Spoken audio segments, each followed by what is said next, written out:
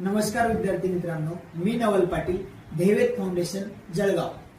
10वी आणि 12वीचे पेपर झाले, तर मग उन्हाळ्याच्या सुट्टीचं काय? तर त्यासाठी ध्येयवेध फाउंडेशन 9 मार्च पासून बॅचेस चालू करत आहे।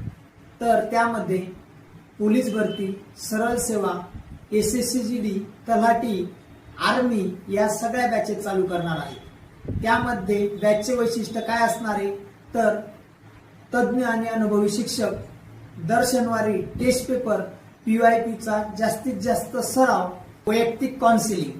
मग याचा कालावधी किती? तर तुमची पोस्ट निघेपर्यंत आणि एकदम कमीत कमी फीज मध्ये। मग चला तर मग कशाला वेळ वाया घालवता, लगेच अधिक माहितीसाठी दिलेल्या क्रमांकावर संपर्क साधा। धन्यवाद।